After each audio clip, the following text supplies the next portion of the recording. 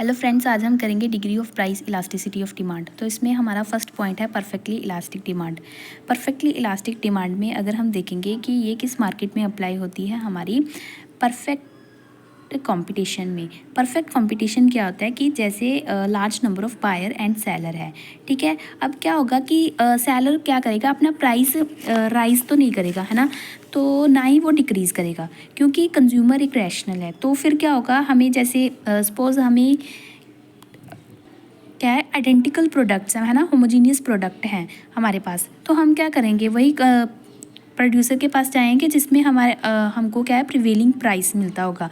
तो फिर क्या है, सेलर को एक, जैसे कि आप डायग्राम में देख सकते हैं, एक अपना प्राइस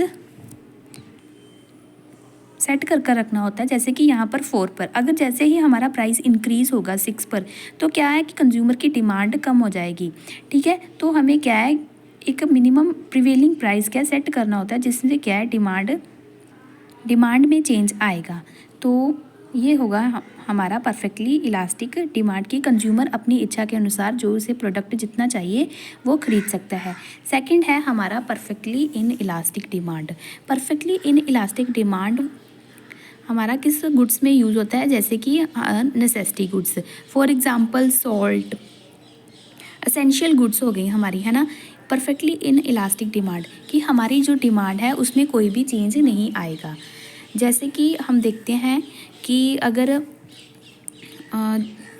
प्राइस 2 भी हो गया, 4 भी हो गया, 6 भी हो गया, लेकिन हमारी डिमांड क्या है, सेम तो नहीं, मतलब कि हाँ से डिमांड सेम ही रहेगी।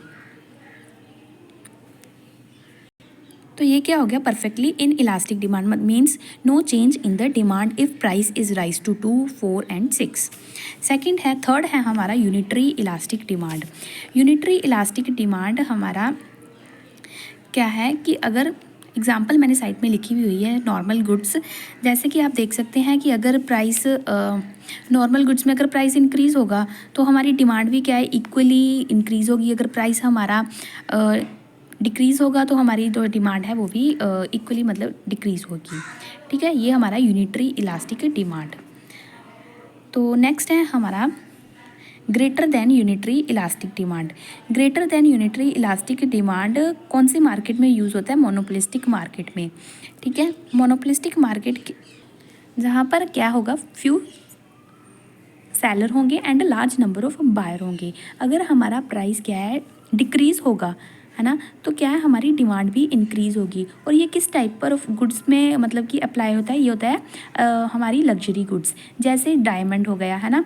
तो जैसे ही डायमंड का प्राइस आपको पता चला कि वो डिक्रीज़ हुआ है, तो आपकी डिमांड भी क्या है, इंक्रीज़ हो जाएगी।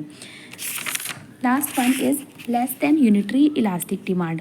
Less than unitary elastic demand is to be used in like monopoly market where there is only a one seller and a large number of buyers, ठीक है। तो इसमें क्या होगा कि जैसे फॉर एग्जांपल इलेक्ट्रिसिटी, है ना, तो इलेक्ट्रिसिटी वो क्या हमारी एक असेंशियल नीड है, जिसकी वजह से हमें वो चाहिए ही एक, तो जिसकी वजह से हमारी डिमांड क्या है, इतनी इंक्रीज़ नहीं होगी। तो इसमें लेस देन मतलब कि चेंज होगा हमारी डिमांड में। So hope so you all clear. So thank you.